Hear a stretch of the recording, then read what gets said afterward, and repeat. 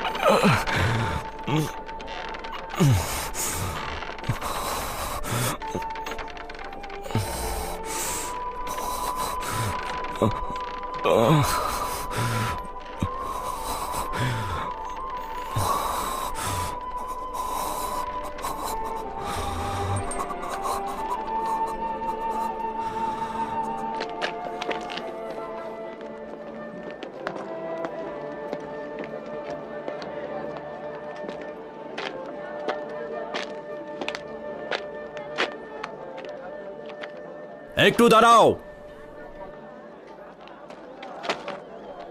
আলী জনাব,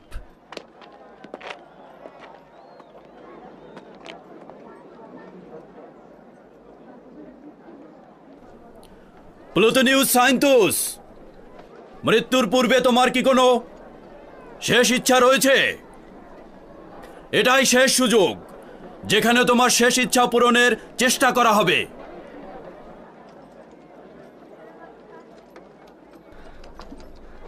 হযরত মারিয়ামের পুত্র হযরত ঈসা বলেছেন, হাকিকতকে যদি অন্ধকারে বলতে ভয় পাও তবে সেটা একদিন দৃশ্যমান আলোতে ফুটে উঠবে।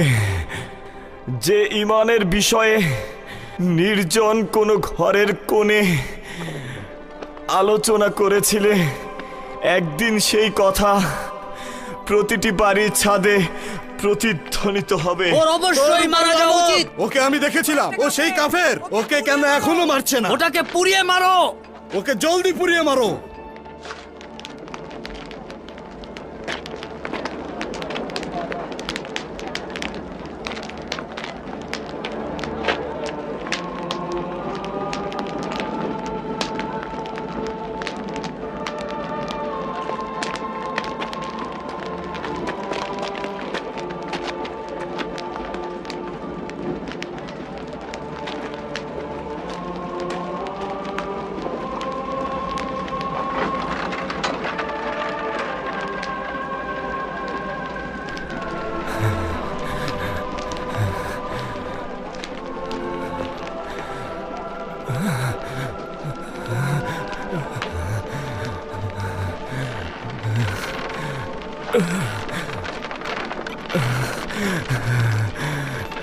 হে খোদা, আমি আপনার রহমতের করুণা প্রার্থী, আমাকে কবুল করুন।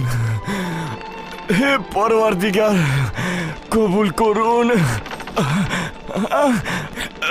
হে আল্লাহ, আমাকে ধৈর্য ধরার শক্তি দান করুন।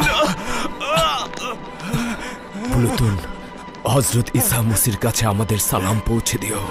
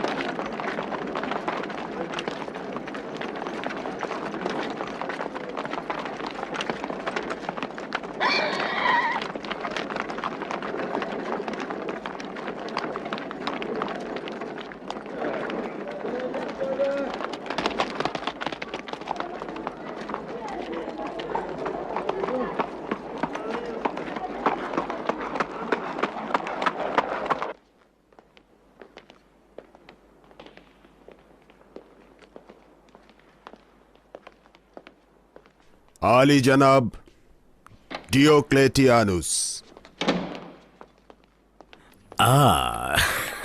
দরুদ আলী দরুদ আলী জনাব। দরুদ দরুদ আলী জনাব। দরুদ ডিওক্লেটিয়ানুস। দরুদ আলী জনাব। দরুদ দরুদ আলী জনাব। আলী জনাব। দরুদ আলী জনাব ডিওক্লেটিয়ানুস। দরুদ দরুদ আলী জনাব। দরুদ।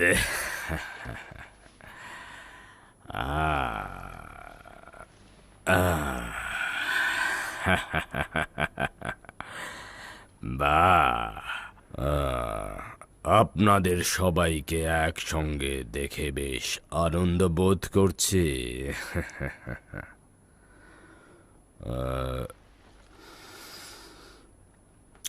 ম্যাক্সিমিলিয়ানুসকে দেখতে পাচ্ছি না যে। জনাব ম্যাক্সিমিলিয়ানুস সময়ের ব্যাপারে অত্যন্ত সচেতন। তিনি খুব শিগগিরই হয়তো এখানে এসে পৌঁছাবেন। সম্ভবত তিনি পথেই আছেন আলী জনাব। ঠিক আছে। মনে হচ্ছে জনাব ডিওক্লেটিয়ানুস আমাদেরকে কোনো গুরুত্বপূর্ণ বিষয় বলার জন্য ডেকেছেন। হ্যাঁ, অনেকটা সেরকম। ফিলাডেলফিয়া খুব দ্রুতই তার ইতিহাসের পাতাতে একটি গুরুত্বপূর্ণ ঘটনার সাক্ষী হতে যাচ্ছে। যে দিনটি হয়তো ফিলাডেলফিয়ার ইতিহাসে আর কখনোই পুনরাবৃত্তি হবে না। আজ অবশ্যই আমি আমার অনুসারীদের সঙ্গে একটি গুরুত্বপূর্ণ বিষয়ে আলোচনা করব। বিশেষ চর পয়গাম এনেছে যে খুব শীঘ্রই প্রাচ্যের এই রোমান ভূমিতে আমাদের মহান সম্রাট হাদেরিয়ানুস আগমন করবেন।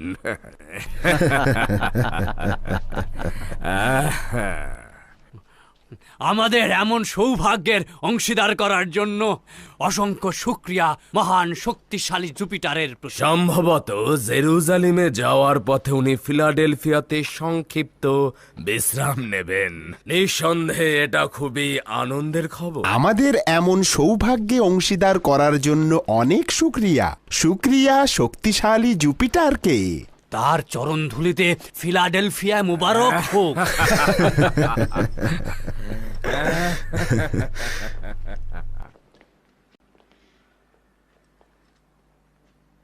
বলছিলেন আসার সম্ভাবনা রয়েছে, তার মানে কি নিশ্চিত নয়? পরিবর্তনের সম্ভাবনা তো রয়েছে, তবে আপাতত সিদ্ধান্ত এটাই যে আমরা তার আগমনের প্রস্তুতি নেব। পানাহ চাইছি মহান জুপিটারের কাছে। কি সৌভাগ্য আমাদের, মহান সম্রাটের দিদার লাভ করব। শুধু রোমান জাতির মহান খোদার দিদারই নয়, বরং অর্ধ পৃথিবীর খোদার দিদারের সৌভাগ্য। এমন সৌভাগ্য কিন্তু প্রতিটি ইনসানের ভাগ্যে জোটে না। শুনেছি জনাব ডিওক্লেটিয়ানুস এই মহান খোদার সঙ্গে একই রণাঙ্গনে ছিলেন। ঠিক শুনেছ। টারাজান সাম্রাজ্যের সময় জনাব হাদেরিয়ানুস বিশাল রোম বাহিনীর প্রধান সেনাপতি ছিলেন, আর আমি তার লস্কর বাহিনীর একটি অংশের প্রধান ছিলাম। আচ্ছা, এটা কি সঠিক যে আপনি জনাব হাদিরিয়ানুসের জান বাঁচিয়েছিলেন? ক্ষমা করবেন আলী জনাব, আমি শুনেছিলাম সেটা একটা ভয়ঙ্কর মুহূর্ত ছিল। ইরানিদের সঙ্গে যুদ্ধে হঠাৎ দুশমনরা হামলা করল, রোমান সৈন্যদের পেছনে পালিয়ে যেতে বাধ্য করা হলো এবং জনাব হাদেরিয়ানুসকে বন্দী করা হলো। আর কিছুটা বিলম্ব হলেই তার যান কতল হয়ে যেত। কিন্তু জনাব ডিওক্লেটিয়ানুস এই বিপজ্জনক অবস্থা টের পেয়ে বিলম্ব না করে এই শত্রুবাহিনীকে হামলা করলেন। তিনি বীরত্বের সাথে শত্রুবাহিনীকে পরাস্ত করে তাকে নাজাত করলেন।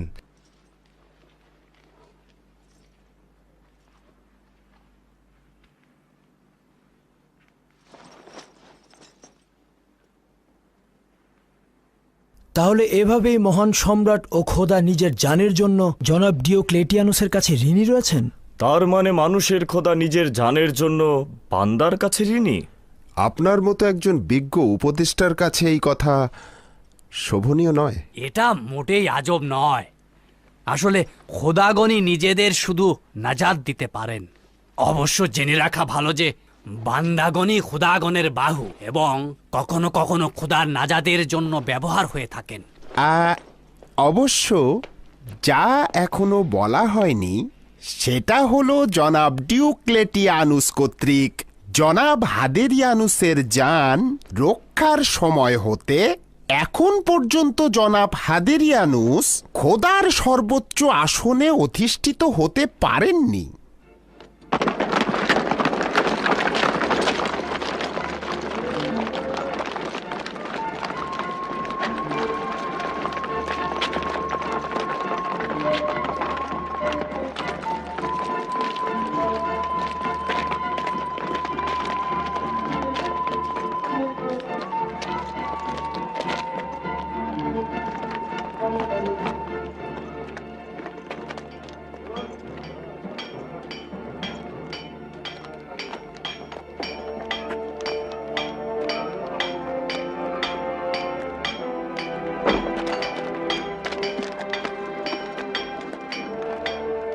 আমার ঘোড়ার নালটা কি একটু দেখবে কামার? অবশ্যই অবশ্যই দেখব। ওই বাড়িটার সামনে একটা মূল্যবান টমটম দাঁড়িয়ে আছে। সাইন্তুসের বাড়ির কথা বলছেন? মনে হয় মেহমান এসেছে। আচ্ছা, তাহলে তার নাম সাইন্তুস। হ্যাঁ, প্লুটোনিয়াস সাইন্তুস। আচ্ছা, এটাই তাহলে প্লুটোনিয়াস সাইন্তুসের বাড়ি।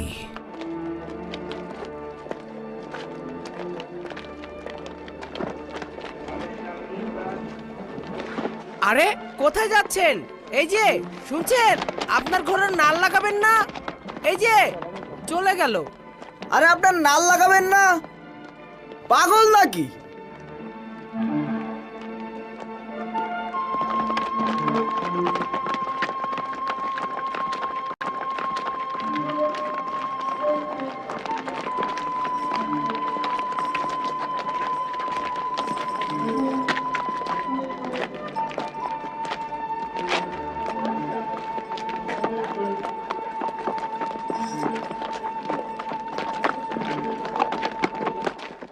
যদি অনুমতি প্রদান করেন তবে মহান সম্রাটের বিশেষ সফরের বিষয়ে কিছু বলতে চাই।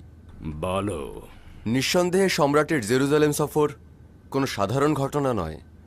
সম্ভবত বনি ইসরায়েলদের প্রতিরোধ এবং সেখানে জুপিটার মন্দির নির্মাণের জন্য সম্রাটের এখানে আগমন হবে।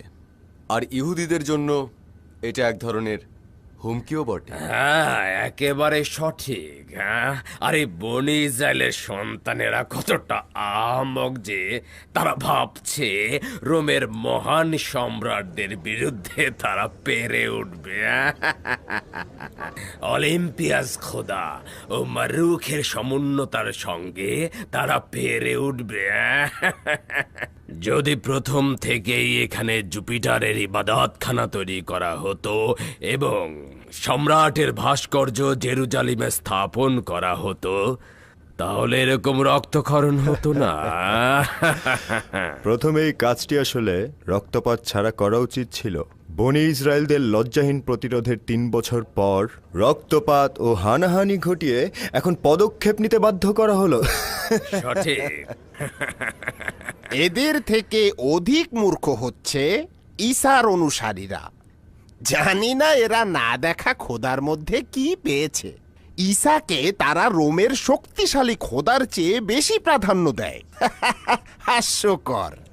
যারা তাদের খোদার কোনো আকৃতি সম্পর্কে জানেন না, তাদের খোদা নারী না পুরুষ সেটাও জানেন না, এবং তার জন্য কোনো ভাস্কর্যও তৈরি করতে পারেন না, কিভাবে তার ইবাদত করে? যদি তাদের খোদা শক্তিশালী হতো তবে অবশ্যই এই দুর্বল ও অক্ষম বান্দাদের নাজাত দিত। নিজেকে অসন্তুষ্ট করবেন না আলী জনাব। মানুষের পাগলামির কোনো সীমা পরিসীমা নেই। তারা এমনকি তাদের পয়গম্বরের পক্ষেও কোনো প্রতিরোধ গড়ে তুলতে পারেনি। কিছু সংখ্যক ইহুদি তাকে ক্রুশবিদ্ধ করেছে। মহান শক্তিশালী জুপিটারের পিতা অপুলিয়নের শৌর্য বীর্য দেখো, আর ওই দুর্বল অক্ষম খোদার পুত্রকেও দেখো।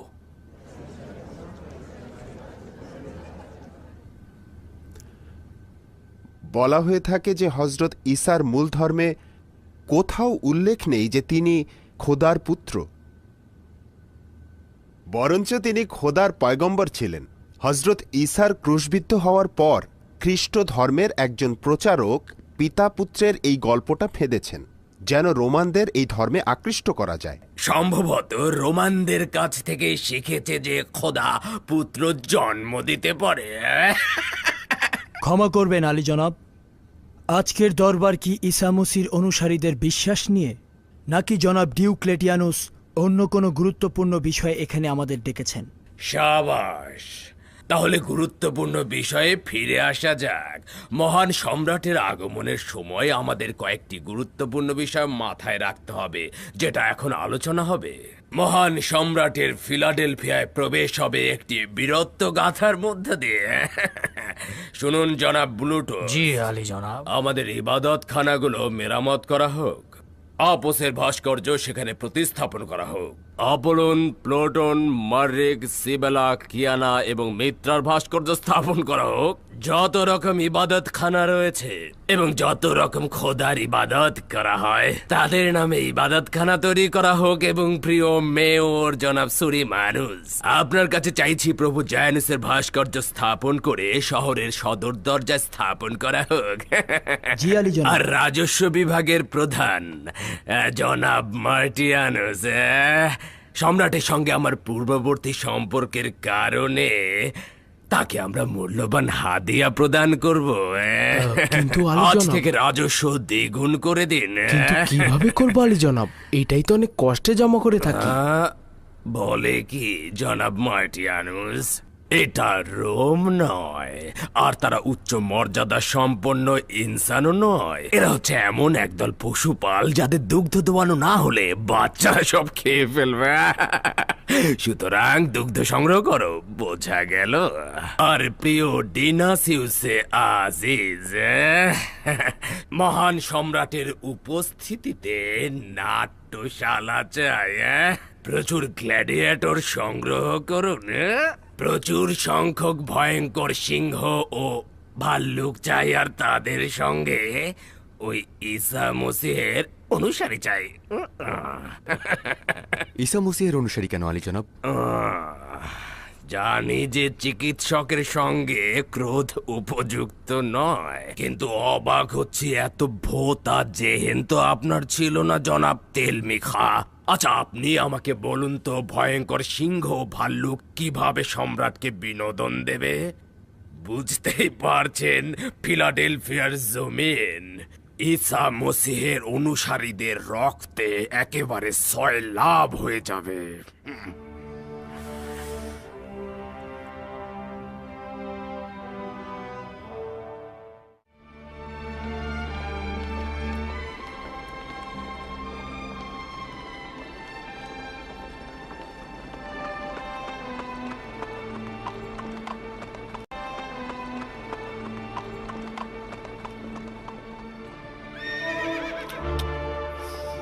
গালুস। জি আলী জনাব। এক্ষুনি আদুনিয়ার কাছে যাবে এবং বলবে তারা যেন অবস্থান পরিবর্তন করে। হয়তো পুলুতুন আঘাতের কারণে সবকিছু বলে দিয়েছে। তার মানে কি পুলুতুন আলী জনাব যদি ফাঁস করে দিত তাহলে তো তাকে এতক্ষণে গ্রেফতার করা হতো। আমার মনে হয় তাকে আজাদ রেখেছে হয়তো নতুন কোনো ষড়যন্ত্র ফাঁদার জন্য। হয়তো তার অনুসারী সহ সকলকে একত্রে বন্দী করতে চায়। তাহলে অবশ্যই সবাইকে সতর্ক করা দরকার। দেখো গালুস, যখন তুমি একটি সিংহের খাঁচায় একই সঙ্গে অবস্থান করবে তখন তোমার বিবেক যা বলবে তার চেয়ে অধিক সতর্ক হতে হবে। সতর্ক থেকো। হয়তো আদুনিয়াকে নজরে রাখছে। জি আলী জনাব।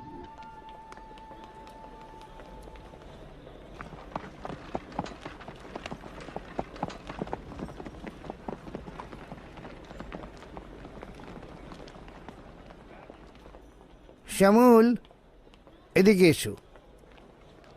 আমি ফিরে না আসা পর্যন্ত ঘোড়ার দিকে লক্ষ্য রেখো, ঠিক আছে? জি আচ্ছা।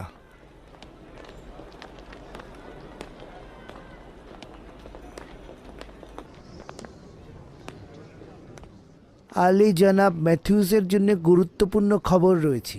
জি জনাব।